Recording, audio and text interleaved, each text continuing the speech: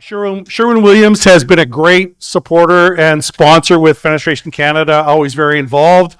And I want to welcome Jonathan Hovey with Sherwin-Williams. He's going to talk about some new technologies and that, mostly on aluminum fenestration systems. So, Jonathan, it's all yours.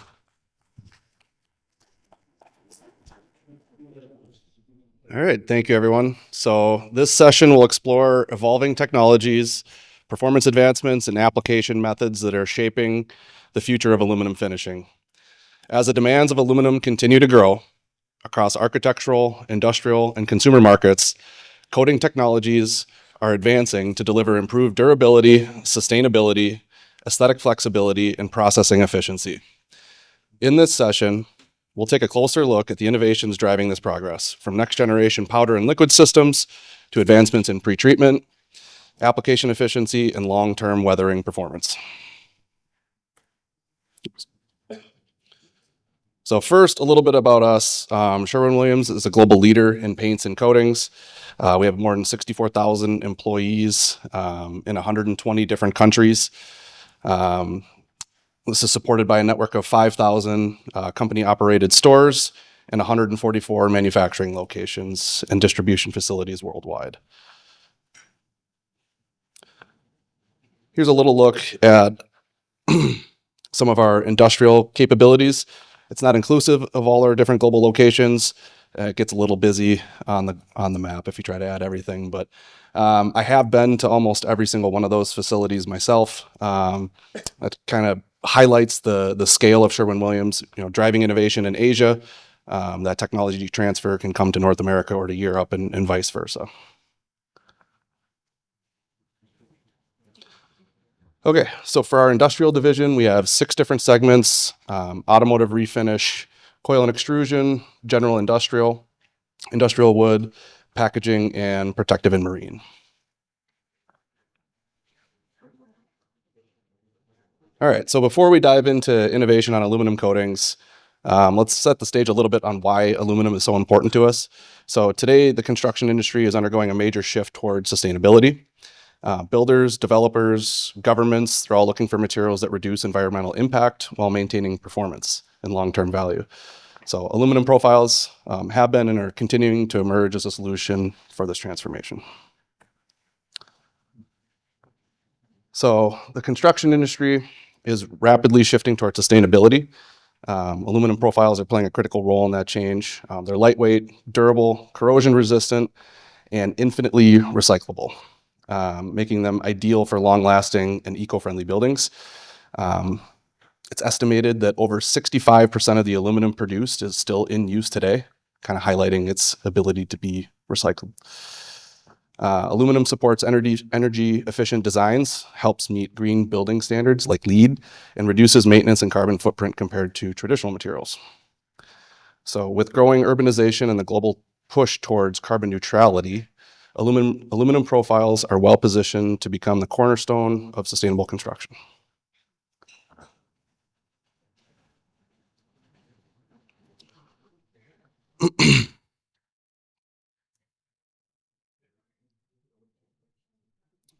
Next slide. Yeah. Okay. So why do we finish aluminum? So finishing boosts the overall durability, right? Protecting aluminum from UV exposure, chemical and environmental pollutants. A well-chosen finish reduces the maintenance costs and enhances customer satisfaction and the product life cycle. Surface finishing increases aluminum's market competitiveness, improving performance, appearance, and long-term reliability. So selecting the right finish for aluminum windows comes down to climate, design, and budget. So harsher coastal environments often require a fluoropolymer finish, meeting the AMA 2605 standard. You wouldn't want to apply an AMA 2605 type paint if it's going to be in a coastal region with a low warranty, right? Because the applied cost of those materials would be significantly higher. So matching the application, the paint application, the paint choice for the design use and the intended use is critical. So here we're just going to highlight some of the surface finishing options available for aluminum extrusions. You've got the standard mill finish. Anodizing is an option as well. Actually, we wrote a white paper a few years ago at Sherwin-Williams, kind of comparing and contrasting anodizing versus powder and liquid paints. But you have powder coating, liquid coating. You have wood grain finish, which is typically done with a powder coating and a sublimation type process. Alodining, which is just the pretreatment portion of it, or bright dipping.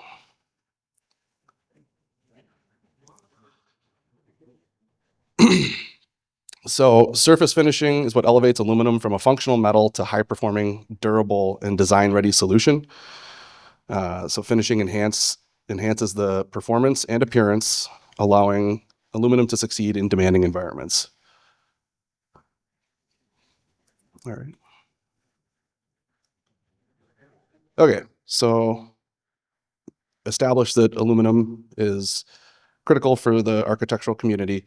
Now let's get into some of the different surface technologies and innovations. So this is how we, as a paint company, think about corrosion on aluminum, right? So how do we stop corrosion? We don't. We just simply want to slow it down, right? And it comes from having quality metal. So the input on the aluminum, understanding what microalloying elements are in the aluminum is critical. Understanding the recycled content of the aluminum in your finished product is also critical. So having good quality substrate really sets the stage for every subsequent step to be successful. Cleaning the metal is critical. Typically that's done either through alkaline or acidic cleaners. Aluminum is highly reactive, so as soon as you remove any oxide layer that's on the aluminum, almost instantaneously a small oxide layer reforms on the surface of the aluminum. So the goal in prepping the aluminum is not to have zero oxide on the surface, but to have a consistent oxide layer that sets the stage for the next pretreatment process. After the aluminum is properly pretreated, selecting the right paint for the application, and having a consistent application process to meet DFTs, et cetera, allows the best possible performance for aluminum windows or aluminum profiles.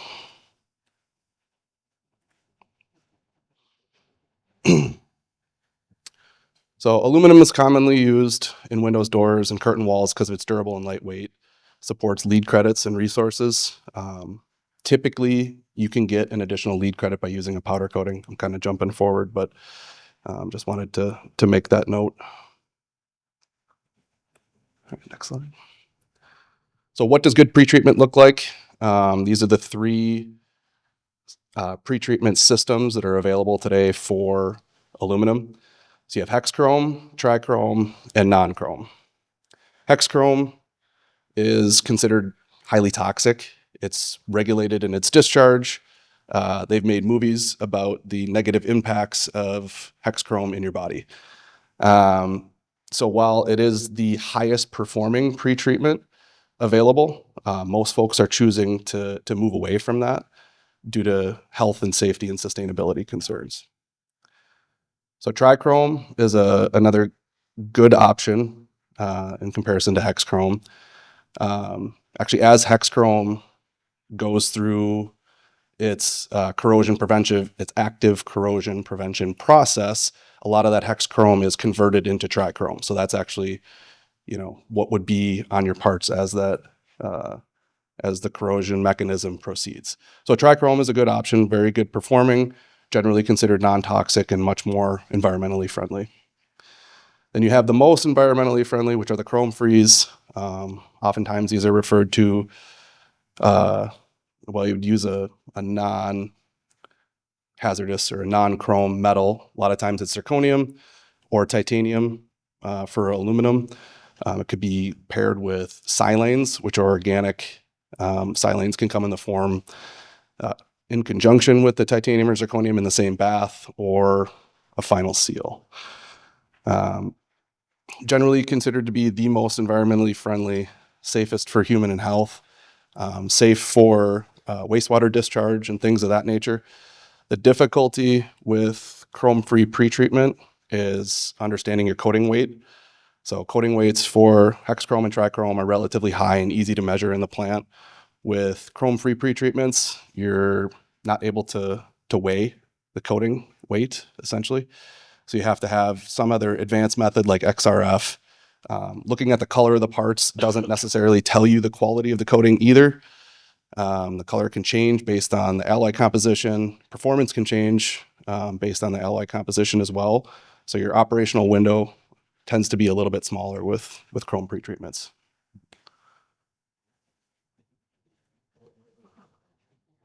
Okay, so we've covered pretreatment. Let's get into a little bit of the paint.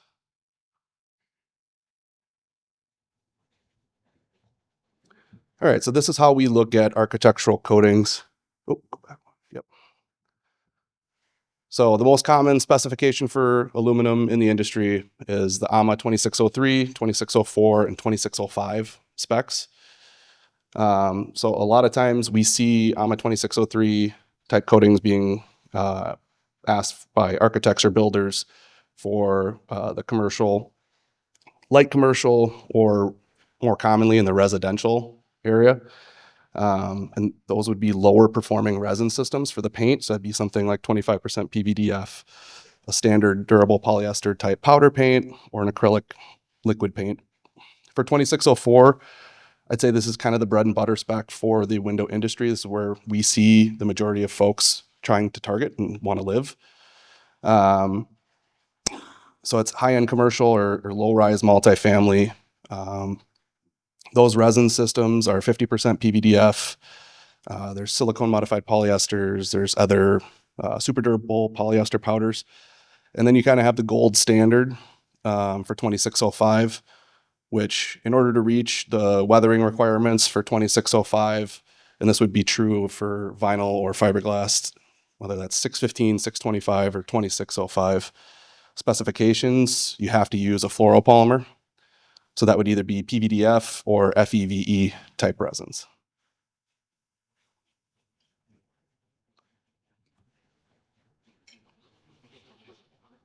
All right, so I'm not going to go into super detail on the AMA specs, but AMA 2603, it's kind of like your entry level weathering resistance, entry level corrosion resistance. Typical warranties in this space would be 5 years or less. AMA 2604, most window folks for aluminum are targeting either 04 or 05, but primarily 04. So you do get enhanced UV resistance. So all those coatings are tested for 5 years of South Florida exposure. You get improved chalk and fade resistance, improved corrosion protection, et cetera, et cetera. And the highest level performance with those fluorinated polymers that we mentioned on the previous slide is the AMA 2605. So this is what we see in most of the monumental buildings, skyscrapers, stadiums, anything that requires a curtain wall type system. Shoot,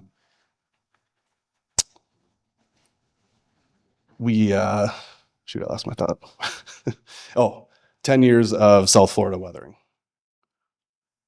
is what AMA 2605 specification is. Okay, so now let's get into some of the powder and liquid innovation. So really for powder, it's a fairly energy intensive process. So most of the standard cure powders are 10 minutes at 400 degrees Fahrenheit.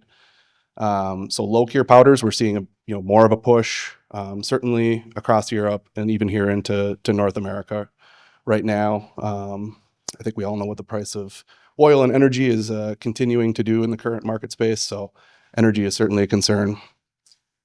Oh, can you go back? Okay. So super durable exterior. One advantage a powder has is you can get any of the AMA performances in a single layer. So you don't need a primer like you oftentimes do with liquid. There's some other benefits as well. But you can get, significantly boosted performance in a single layer of coating, which simplifies the application process and simplifies everything. Low carbon formulations. So this is things like putting in recycled materials into the resin systems. So we actually have an eco resin that qualifies for additional LEED credits through the carbon footprint reductions. We have full EPDs, built out life cycle analysis and EPDs built out for that. Advanced aesthetics. One of the challenges in the past with powder coatings is getting the same look and feel and finish as liquid or an anodized type coating. I think over the past, certainly the past 5 years or 10 years, that gap has become significantly smaller. And then functional enhancements, anti-gassing and early self-healing.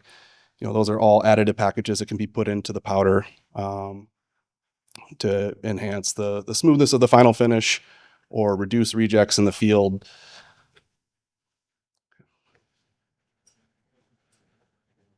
Okay, liquid coatings for aluminum windows, low bake, PVDF and FEEV resin systems. A lot of traditional PVDF type systems are relatively high bake, single component high bake paints. So again, pushing for that sustainability and that energy reduction. Waterborne acrylic urethanes, that would be like your AMA 2604 type coating, 2-component. Typically isocyanate based. We do have some non-isocyanate 2-component paints as well.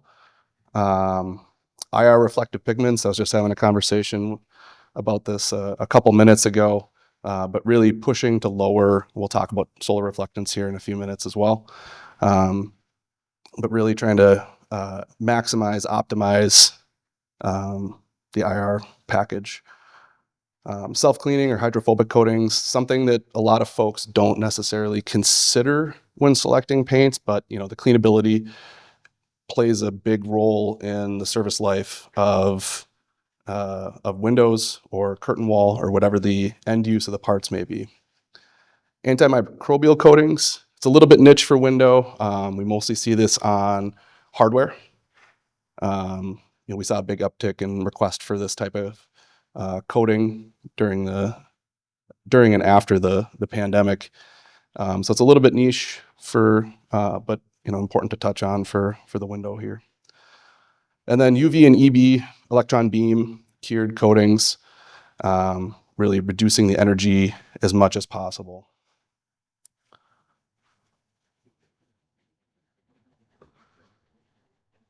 Okay, so talk about some of the challenges that are present in the marketplace now. So PFAS is a kind of a hot button word if you haven't heard of it.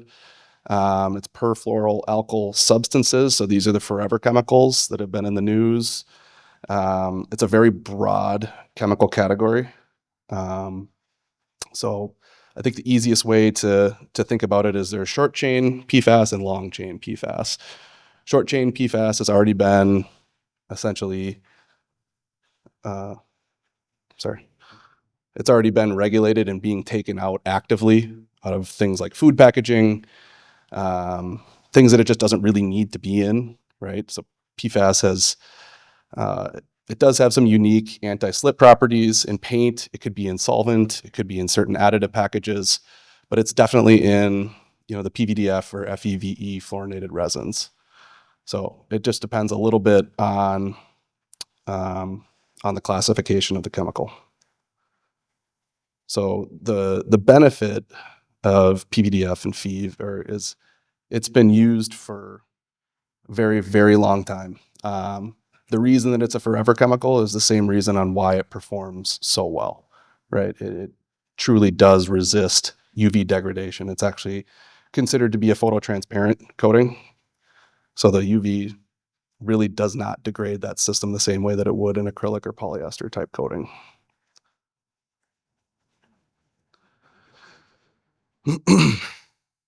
Okay.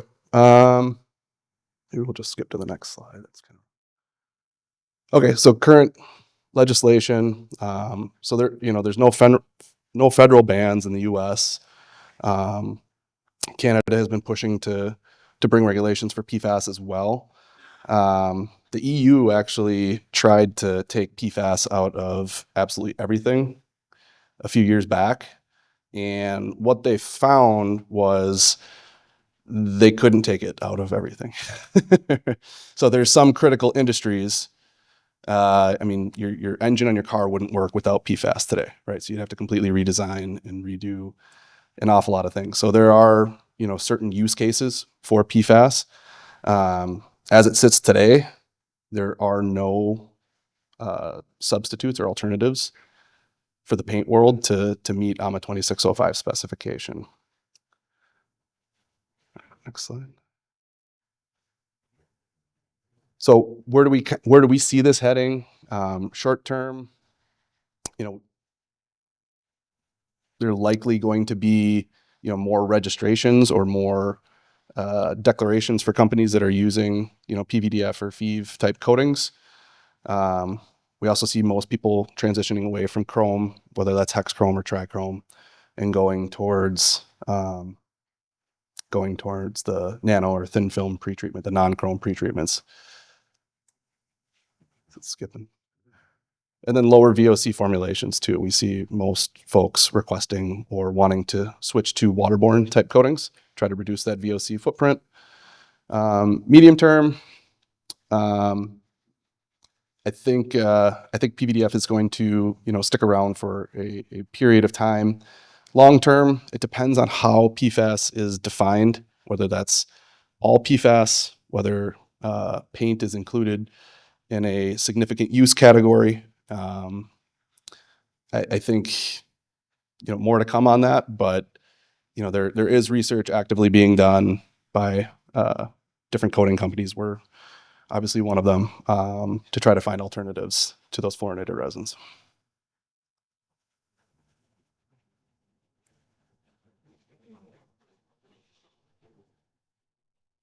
Okay, so now we'll talk a little bit about testing methods, heat buildup, and total solar reflectance.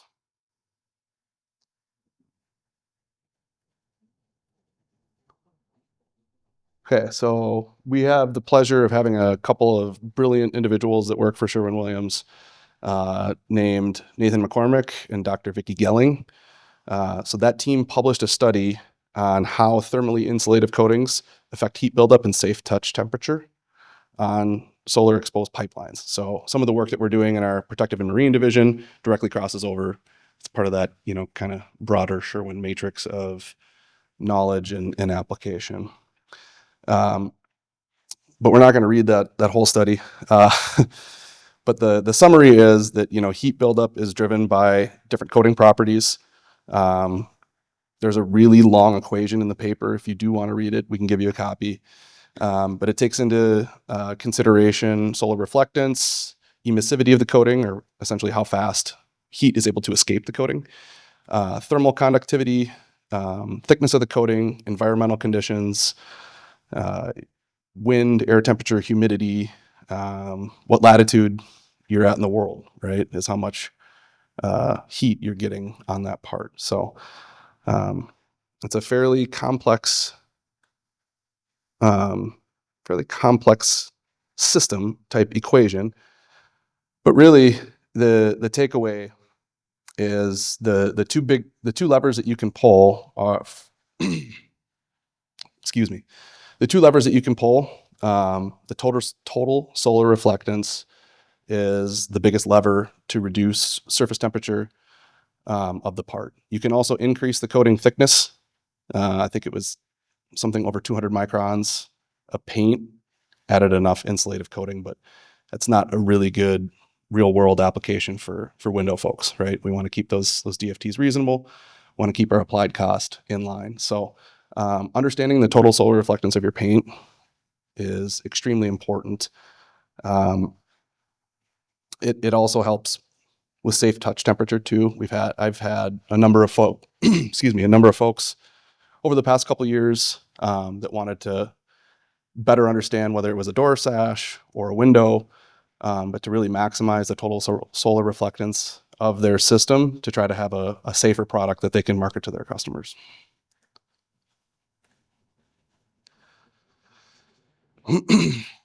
Okay, so total solar reflectance is important for aluminum. It's important to understand. It's also really important for vinyl windows.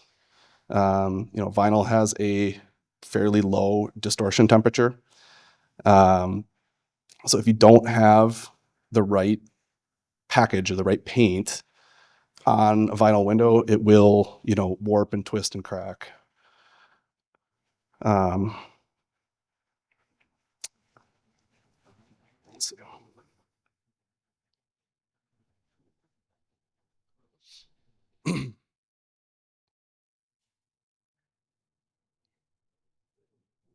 So this example shows reflecting solar energy away from the window system rather than simply trying to manage the heat after it's absorbed is the most effective strategy for any window design, but most paramount for vinyl windows for obvious reasons.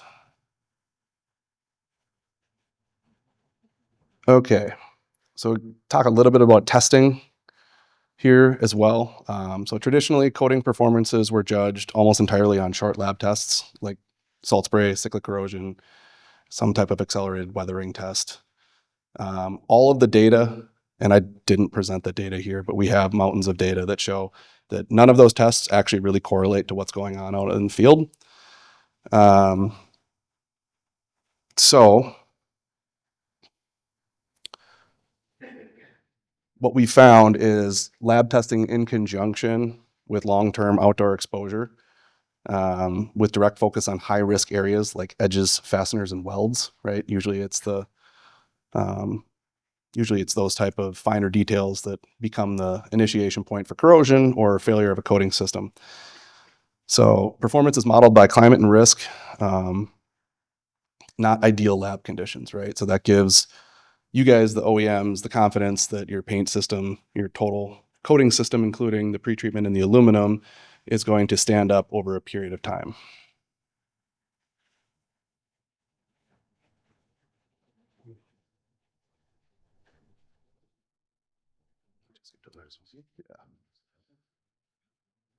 Okay, so one thing we do at Sherwin-Williams, we have our own test site in South Florida, Fort Myers Beach. We have another one out in Arizona. We also contract with a lot of third-party companies to put panels and parts in different areas of the globe. Recently, I was involved in a project that put a long-term weathering exposure in South Okinawa, so Japan, right? And you would be surprised the difference between Arizona and South Florida and South Okinawa testing, right? Because they all have different humidities, they all have different salt conditions, so the environment is very different, and even the latitudes are slightly different too. So your actual exposure to the amount of energy that's absorbed by those panels is going to be different. South Okinawa is actually proving to be the most difficult real world test that we found for a real world exposure site. So it's interesting, but we've been doing this for a very long time. So we have panels that have been on the fence for over 60 years. I think this slide is actually a little bit old. We have many more than 100,000 panels. So I think we're at several 100,000 now. But we're constantly doing innovation and real world testing on resin systems and pigments and additive packages. So we have the confidence, and you guys have the confidence, that the coatings are going to perform as expected.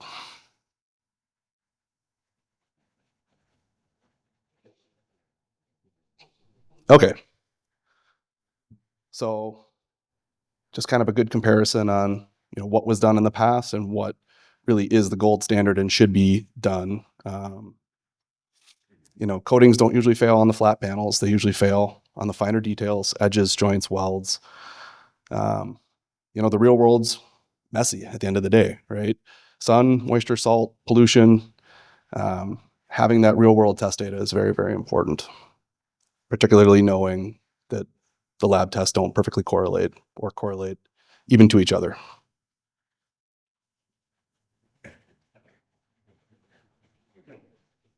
And that gives us our actual service life, right? We can say that if a part goes into service, 20 years from now, 25, 30, 10 years, whatever that time interval is, I think it's important to define that for the OEMs, for architects, builder, whoever whoever it is, that understanding I think is critical.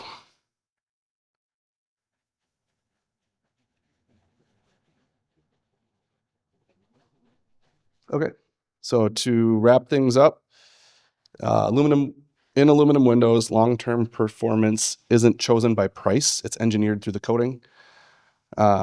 Engineered coatings validated by the long-term testing are what transform aluminum windows from frames into high-performance building systems. The right coating turns aluminum windows into architectural assets designed to perform smarter, endure longer, and look better for the life of the building. So what we've shown today is there are shifts in technology for pretreatment. There's many innovations being implemented today for paint, whether that's powder coatings or liquid coatings, and obviously more to come in the future as things continue to evolve and develop, and how things may eventually shake out with the PFAS conversation. So the right coating doesn't just protect aluminum, it extends the service life, reduces maintenance, supports sustainability goals like LEED, and ultimately lowers total life cycle cost. So thank you for your time today. We look forward to collaborating with you to deliver coating solutions that perform beautifully and last for generations.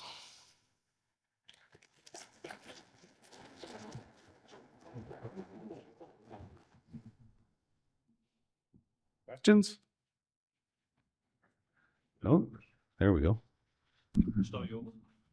Appreciate that. Start for 10. Hi, thanks for the presentation. It's really good. Given, I want to paint, for example, windows 20. Oh, we lost you. Shout. If I want to paint some windows to 2605 and say the architect doesn't really know whether they want to go for a wet paint or a powder, I know there's differences and advantages on both on the site, like how you repair them and stuff on the site, and the thickness is also important. But what's the price point difference given like-for-like performance, and the applicator can do both, is comfortable with both, and the batch size is worth doing? What's the like-for-like price point between the two applications? Depends on the applicator, of course, but I would say everything else held even. You've got a large batch of powder paint. That's one of the things about powder paint. You have to have enough volume there to justify it. You're much better much better off in liquid to do small batch, right, or custom colors or things like that. So everything else held equal, I would think that liquid would edge it out, and that's because it goes on at a lower overall dry film thickness. So you're going to be targeting that 1.2 mil range per the AMA specification, and typical mil thickness ranges for powder are going to be, for the average extruder applicator, somewhere in the 1.8 to 3.0 mils. So I would say, and a lot of that's driven by the cost of the resin, right? So as you go down in specification, I would say the inverse is true. Yep.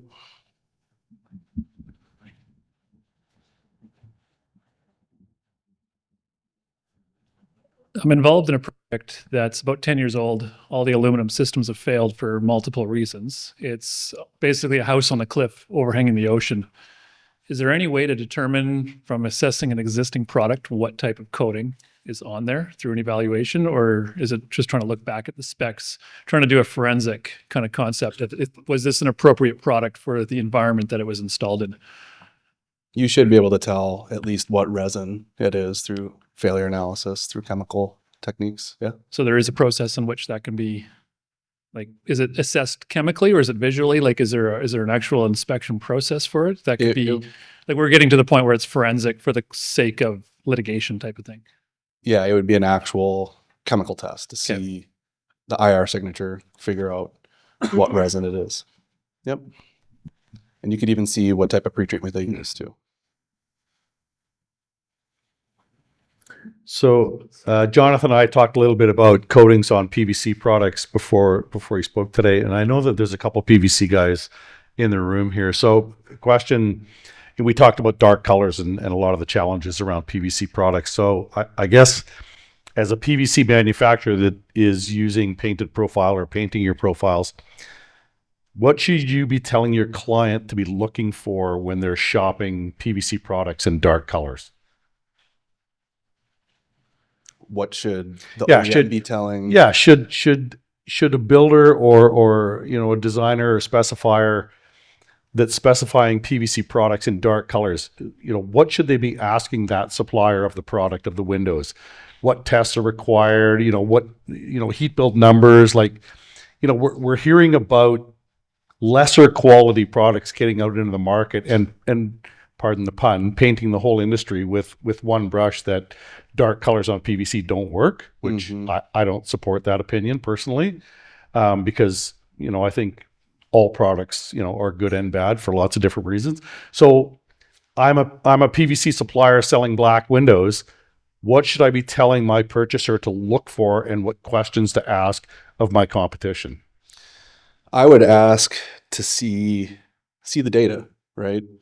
Has the coating that's on those windows been fully tested to AMA 613, 614, or 615 on that specific substrate too? So that's something that we're really big on at Sherwin-Williams, is we do the full AMA spec testing on each individual customer substrate, because substrate can vary significantly as well.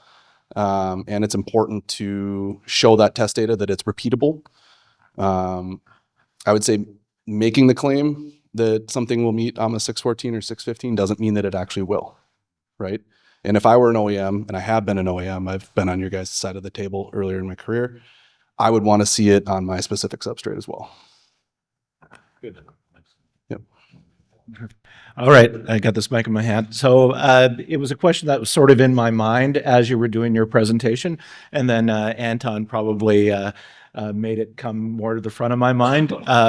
Like in the example that you're talking about, what does failure look like? Are we beyond like the simple appearance factor of it? Is this become a structural problem? Is that what failure represents when it comes to an aluminum system?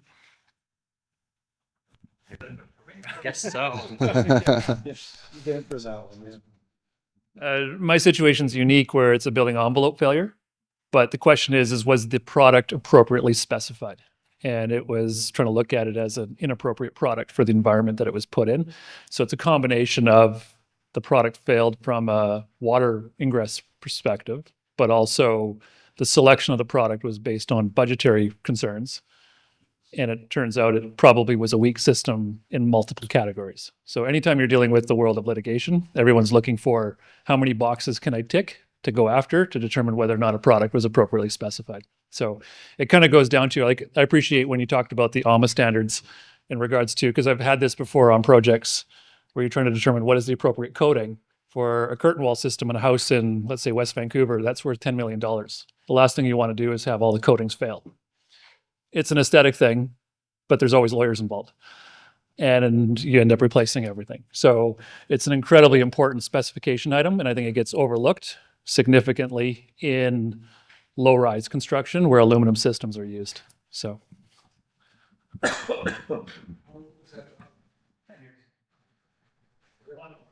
the ocean, like on one of the Gulf Islands. So extreme. Okay, anything else? One thing I was wondering, so the aluminum, once done properly treated, will last long against the UV. And Terry, to your point, PVC, over time, even white, exposed to UV, will degrade over time. So aluminum and PVC both will have a structural challenge that if aluminum is rusting, then it's a structural challenge, not because of UV or that aspect, but PVC has on the other side from the UV degradation. And paint, the dark paint is a challenge because of the shrinkage, as you were saying, if that is not properly done. And then on the white, because there's no surface protection, UV will over time kind of degrade the PVC as well. So I guess in terms of the overall industry, do you see that aluminum properly treated will have less heat gain, so it will come closer to PVC in terms of the thermal performance, but also give competitive structural longevity and kind of the lesser footprint on the environment as well, because PVC processing also has carbon footprint and it needs reinforcement with metal compared to aluminum, which probably does not need that reinforcement. So I'm just looking at the overall holistic where the industry would go in the long term. Is aluminum going to take over PVC, or is PVC going to still be a good alternate material which will not be corroding as much as aluminum? Yeah, that's a good question. I see vinyl sticking around as well. I mean, I think they're two different kind of end customers as well, right? And there's a different price point for those two different windows. You know, typically a vinyl window is going to be significantly less expensive than an aluminum window, but you do get a lot more structural rigidity. You know, certainly for more of the commercial applications, aluminum is, you have to use aluminum. So I guess I see both sticking around. I don't see necessarily vinyl losing out in the long run. I think there'd always be a place for it. But I think, you know, 10, 20 years from now, you might start seeing more aluminum. I think you need a limit that is installed today, not longer than the 80 years installed today. You're saying overall footprint, the aluminum treated property will have lesser footprint, make the greenhouse.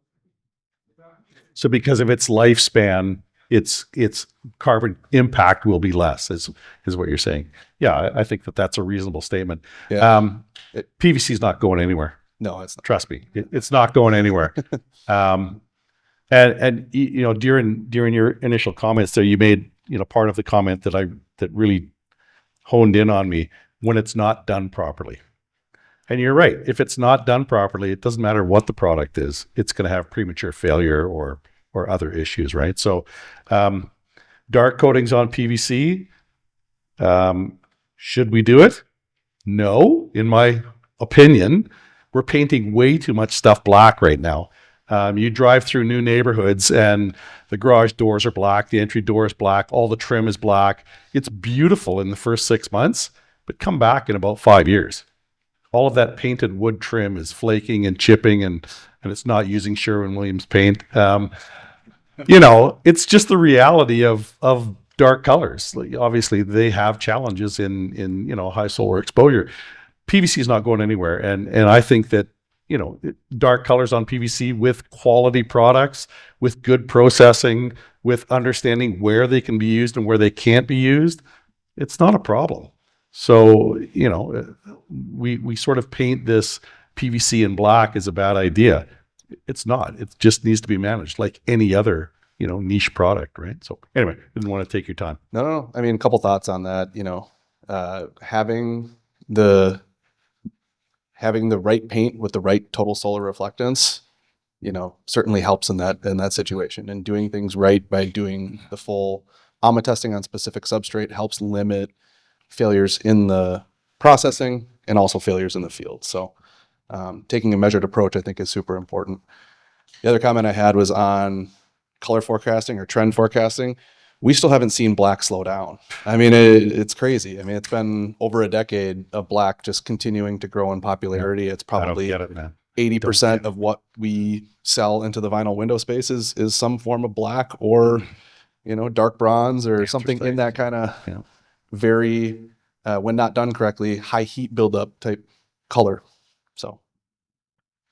Yeah, this is like a comment and question, goes along with what Anton and Tara are saying. I don't think it's just a PVC black issue, as we've seen more commercial product used in residential, especially.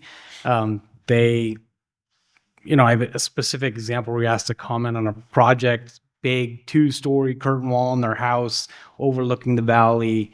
and then wake up in the middle at like 5 a.m. because the curtain wall's popping like crazy Yeah. because the AC's pumping on the inside and it's this big acoustic chamber. And I guess there's a failure where this has been a wrong product, and then there's failure of like customer satisfaction failure, right? Like they essentially got to the point of like, you bought black curtain wall. Like I didn't know what to tell you. There's no one to go after. It's just like the advice, or like how does the industry approach is say, I understand you want black. That will be your worst case scenario because of how this goes on. You're still gonna have a problem. It's curtain wall, right? Or you're still gonna have some solar impact. Like if we're in a commercial building, it pops, who cares? But yeah, you don't want to be waking up first thing in the morning from your from your curtain wall popping. So I'm just like, have you heard that happen? It's like, how does that transfer down to the customer, the client? Yeah, actually, my parents have that same phenomenon on their house. It's a little personal for me.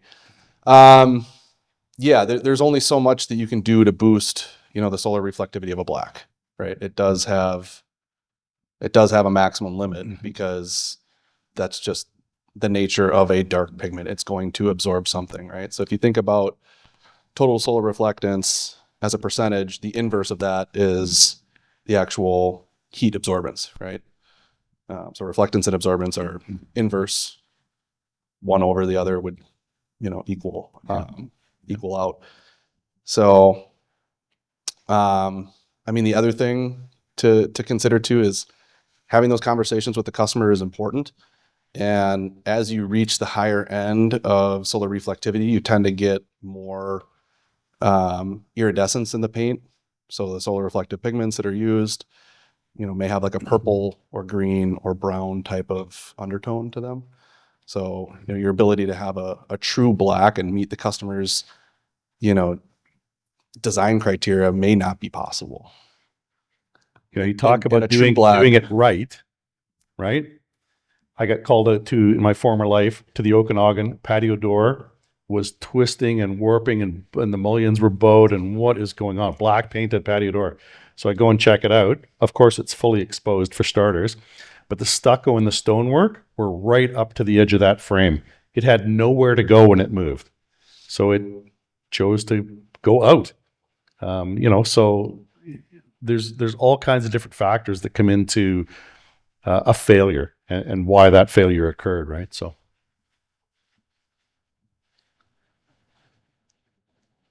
Are we good? All right. Okay, Jonathan, thank you very much. Thank you. Appreciate it.